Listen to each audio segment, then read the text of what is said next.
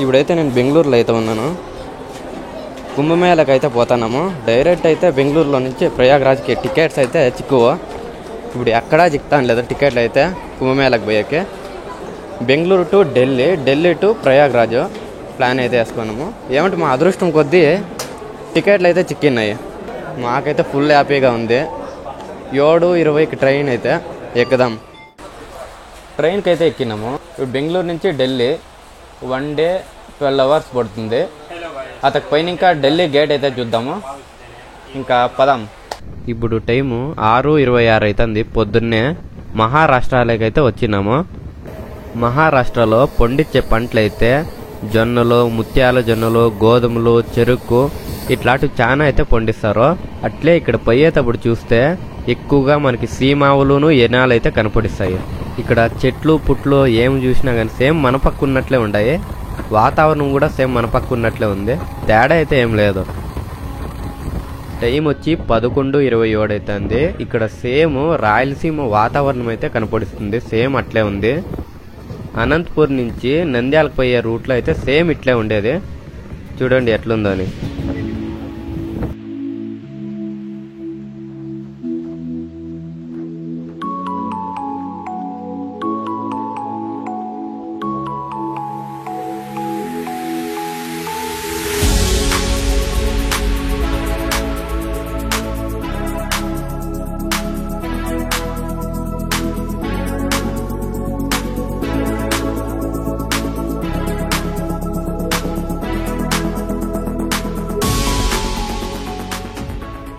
ఈ మహారాష్ట్రలో ఎన్నో కిలోమీటర్లో వచ్చినాక ఒక కొండ అయితే కనపడిచింది. ఎక్కడ చూసినా అయితే కొండలు కనపడవు.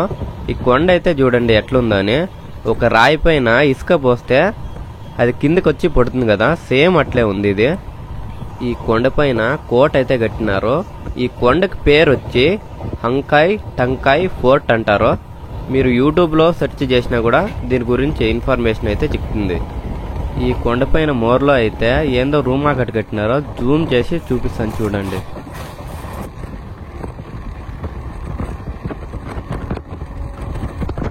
ఈ ప్లేస్ని చూస్తా అంటే BGMI గేమ్లో ఒక ప్లేస్ అయితే గ్యాప్ వస్తుంది. అది ఎరంగల్ మ్యాప్లో ఉంటుంది. మీకు కానీ తెలిస్తే కామెంట్ చేయండి.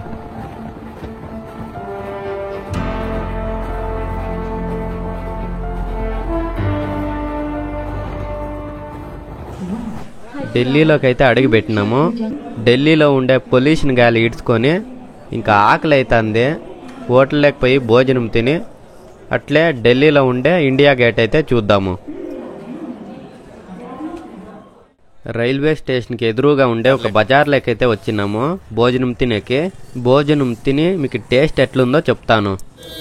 హోటల్కి వచ్చి వెజ్ బిర్యానీ అయితే తింటున్నాము. యావరేజ్ టేస్ట్ అయితే ఉంది. చూడండి 2 ప్లేట్లు తీసుకున్నాం. దీంట్లో అర్థం కూడా తినేకేయలేదు, అట్లుంది. తినిందైతే అయిపోయింది. ఇంకా న్యూఢిల్లీ రైల్వే స్టేషన్ ఇంకా ఇండియా గేట్కి ఒక 5.5-6 కిలోమీటర్లు అయితే ఉంటుంది. ఇంకా ఆటో బుక్ చేసుకొని పదాము. ఫైనల్లీ ఇండియా గేట్ దగ్గరికి అయితే వచ్చినాను. అదే చిన్నగా కనపడిస్తుంది. దగ్గరికి పోయి చూద్దాం.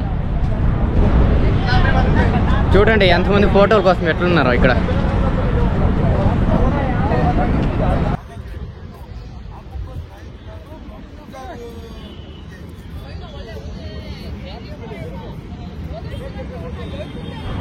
మా వాడు చూడండి ఇండియా గేట్ దగ్గర అన్ని ఫోటోలు తీపించుకొని ఇక్కడ ఐఫోన్లకి అయితే వేయించుకుంటాను.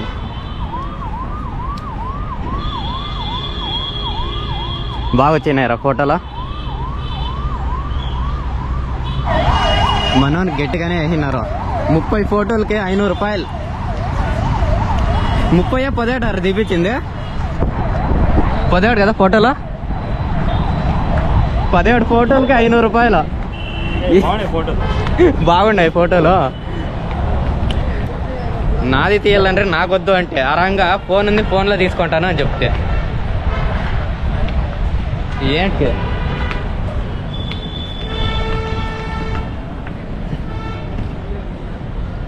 చాలే. నీ ఐఫోన్లోనే వస్తుంది బాగా. అవసరం లేదు. चेक करो अच्छे वो फोटो। अच्छा है। ఇండియా గేట్ దగ్గరికి అయితే వచ్చినా చూడండి ఎంత పెద్దగా ఉందో. ఈ ఇండియా గేట్ హిస్టరీ ఏమంటే 1914 నుంచి 1918 వరకు జరిగిన మొదటి ప్రపంచ యుద్ధంలో మన ఇండియన్ బ్రిటిష్ జవాన్లు అయితే 80,000 మందికి పైగా చనిపోతారు. అది జరిగిన తర్వాత ఆఫ్ఘన్ యుద్ధంలో కూడా 10,000 మందికి పైగా కూడా చనిపోతారు. దానికి జ్ఞాపకార్థంగా ఈ ఇండియన్ గేట్ అయితే కట్టినారు. 1921లో స్టార్ట్ చేసి 1931కి ఎండ్ అవుతుంది. దాదాపు 10 సంవత్సరాలు అయితే దీన్ని కడతారనమాట. చూడండి ఎంత పెద్దగా ఉందో. మీరు ఎప్పుడైనా వస్తే ఇతకు రాండి, బాగుంది చూసాకైతే. రైల్వే స్టేషన్ ఇంకా ఇతకు దగ్గరే ఒక 5 కిలోమీటర్స్ అంతే ఉండేది. ఆరాంగా వచ్చి చూడండి, భలే ఉంది చూసాకైతే. ఇండియా గేట్కి ఎదురుగా అయితే సుభాష్ చంద్రబోస్ విగ్రహం అయితే ఉంది. ఈ పక్క ఉండేది ఇండియా గేట్. సుభాష్ చంద్రబోస్ విగ్రహం అయితే ఇండియా గేట్కి సెల్యూట్ చేసినట్లు విగ్రహం అయితే చెక్కిన్నారు. చింతలేనోనికి సంతలో కూడా నిద్ర అంటే ఇదేనేమో. చూడండి కుక్క అయితే ఎట్లా నిద్రపోతుందో ఆరాంగా.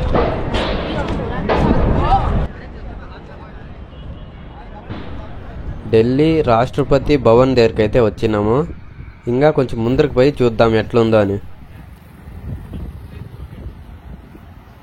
ఎంట్రన్స్ గేట్ దగ్గర అయితే ఉన్నాను. మనకైతే లోపలికి ఎంట్రీ ఉండదు, దూరం నుంచి చూసి ఆనందం పడాల్సిందంతే. రాష్ట్రపతి భవన్ అయితే ఇండియా గేట్కి ఎదురుగా ఉంటుంది. ఒకటే స్ట్రైట్ రోడ్ అయితే ఉంటుంది. ఇదే ఆ స్ట్రైట్ రోడ్డు. మనకి స్ట్రైట్ అయితే కనపడిచ్చేదే ఇండియా గేట్.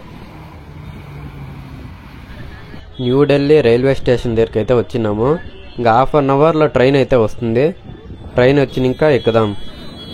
ప్రయాగ్రాజ్ ట్రైన్ అయితే వచ్చింది. ట్రైన్ ఎక్కి ఒకటేసారి ప్రయాగ్రాజ్లో వీడియో కంటిన్యూ అవుతుంది.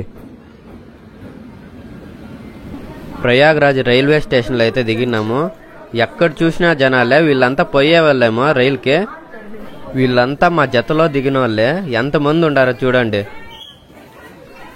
ముందరు పోయే వాళ్ళని చూస్తే చాలా తక్కువ మందే ఉండారు అనిపించచ్చు. వెనకాలైతే చూడండి ఇంకా ఎంతమంది ఉండారో అని. జన సాగరమే ఉంది ఇక్కడ. ఈ వీడియో అయితే ఇంతే. నెక్స్ట్ వీడియోలో త్రివేణి సంగం దగ్గరికి ఎట్లా పోవాలని చూద్దాము. ఈ వీడియో మీకు నచ్చితే లైక్, షేర్, సబ్స్క్రైబ్ అయితే చేయండి.